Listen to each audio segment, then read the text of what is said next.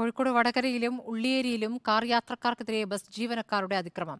വടകരയിൽ കുടുംബത്തോടൊപ്പം യാത്ര ചെയ്യുകയായിരുന്ന വ്യാപാരിയെ ബസ് ഡ്രൈവർ ക്രൂരമായി മർദ്ദിച്ചു. ഉള്ളിയേരിയിലും കാർ യാത്രക്കാരെ ബസ് ജീവനക്കാർ കയ്യേറ്റം ചെയ്തു. ബസ്സിന് കടന്നുപോകാൻ വഴി നൽകിയില്ല എന്നാരോപിച്ചായിരുന്നു മർദ്ദനം. കുടുംബവുമായി സഞ്ചരിക്കുകയായിരുന്ന വടകര മൂരാട് സ്വദേശി സാജിദ് കൈരളിക്കാണ് മർദ്ദനമേറ്റത്.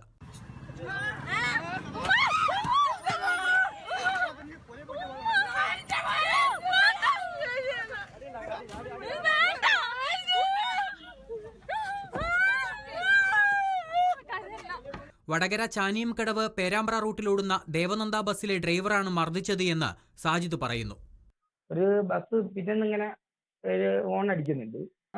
സ്ലോ ആയി കൊടുക്കുന്നതോറും പിന്നെ ഇതിലേക്ക് ഓവർടേക്ക് ചെയ്ത് പോകാൻ പറ്റുന്നു ചില സ്ഥലത്ത്, കാരണം മുമ്പിന്ന് വണ്ടി വരുമ്പോൾ ഇതാവുന്നില്ല.